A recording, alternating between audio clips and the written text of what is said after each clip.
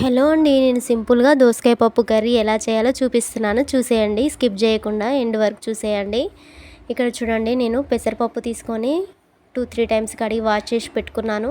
ఇక్కడ నేను దోసకాయలు పొట్టు తీసి కట్ చేసి పెట్టుకున్నాను. పచ్చిమిర్చి, టమాటా, కరివేపాకండి. సింపుల్గా అయిపోతుందండి. దోసకాయ తినడం వల్ల మనకు వాటర్ కంటెంట్ ఉంటుంది కదా, హెల్త్కి చాలా మంచిది.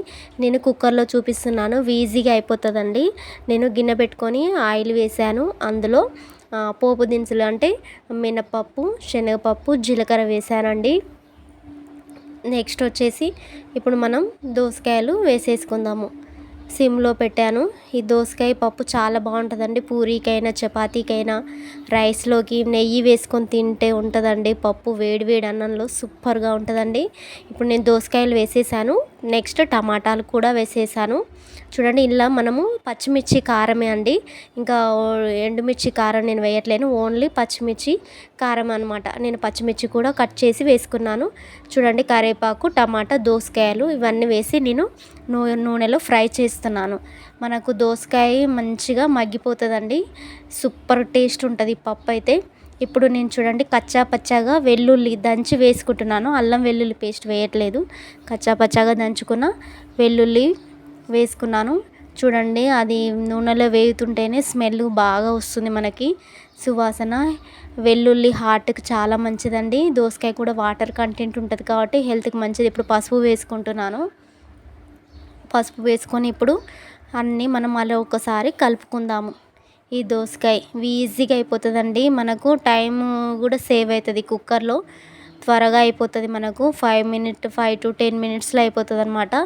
నేను చూడండి, మొత్తం పసుపు అనేది కలిపేసుకున్నాను.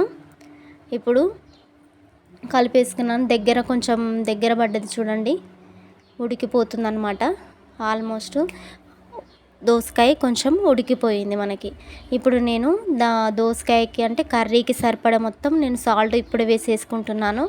పచ్చిమిర్చి ఆల్రెడీ వేసేసాము, ఇంకా కారం ఏమి వేయ అవసరం లేదనమాట. ఉప్పు, పచ్చిమిర్చి అన్నీ వేసాను కదా. ఇప్పుడు పప్పు వేసుకుందామండి. పప్పు మనకు ఈ నూనెలో వేగితే ఇంకా టేస్ట్ యాడ్ అవుతుంది అనమాట మనకి. చూడండి, ఎప్పుడైనా మీరు ట్రై చేయండి. ఆ నూనెలో ఈ పప్పు వేగితే సూపర్గా టేస్ట్ వస్తుంది అనమాట. ఇప్పుడు మనం ఒక 5 to 10 మినిట్స్ కదా, అందులో 2-3 మినిట్స్ నేను ఫ్రై చేసి మనకు ఎన్ని వాటర్ కావాలో అన్ని వాటర్ వేస్తున్నాను అనమాట పప్పుకి. వేగినాక నేను వేస్తున్నాను. ఫస్టే పప్పు వేయగానే వాటర్ వేయలేదు. ఆ పప్పు అంతా నూనెలో ఉడికినాక కొంచెం ఇప్పుడు వాటర్ వేసేసాను.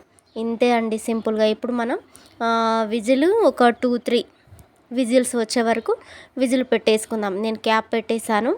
2-3 విజిల్స్ చూడండి, ఇప్పుడు తీసాను ఎంత ఉడికిపోయిందో పప్పు అనేది. మీరు కూడా ట్రై చేయండి.